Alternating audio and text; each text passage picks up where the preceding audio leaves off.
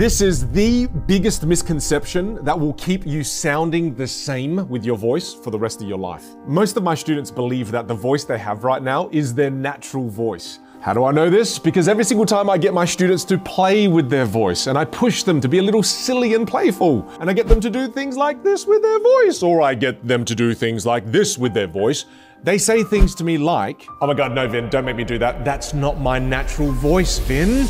Listen, the voice you have right now is not your natural voice. It's not. Your natural voice, you lost it when you were 2 to 3 years old.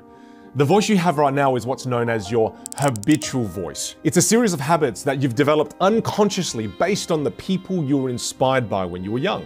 For example, if you were inspired by mum and mum had a very strong booming voice, then you would adopt that behavior and you would speak like mum. If you were inspired by your teacher and your teacher had very quiet speaking habits, then because you were inspired by your teacher, you would adopt those speaking habits. We do this unconsciously based on the people around us growing up, based on who we're inspired by. And you see, communication as a skill set, it's often something that people leave to chance. And people don't actually consciously think about this. By the time you've hit your early adulthood, it's one of those things you either have or you don't have. And if you have it, well, you move through life with a little more grace. And if you don't have it, it's like you're driving with the brakes on that also squeal. This is not a skill set that is focused on in our formative years in school. And it's not a skill set that our employers often invest in.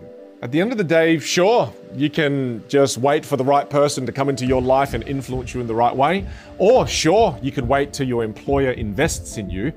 Or you can start taking responsibility for your own damn success and take action now. If you want to start working on your communication skills, then join me for a free 2-hour masterclass that I'm running one final time this year. I've put the link in the comments. Click the link to register and I'll help you learn how to amplify the best parts of who you are. See you at the masterclass.